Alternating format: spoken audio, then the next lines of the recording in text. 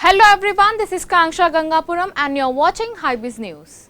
Kerala startup mission KSUM has invited applications for a hackathon on climate change to identify entrepreneurs and innovators with cutting-edge solutions that would mitigate the impact of climate change on businesses and commodities. KSUM is organizing the hackathon titled Climathon with the theme Securing a Sustainable and Climate Resilient Future in association with EY Global Delivery Services, United Nations Development Programme UNDP, Startup India, NASSCOM and TIE Kerala.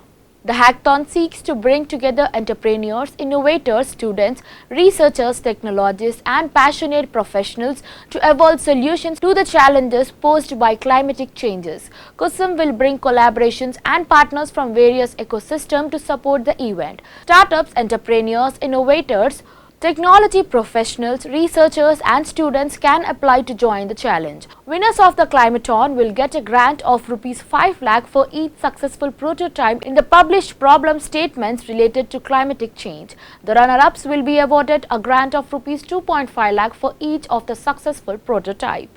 Signing off, keep watching Hybiz News.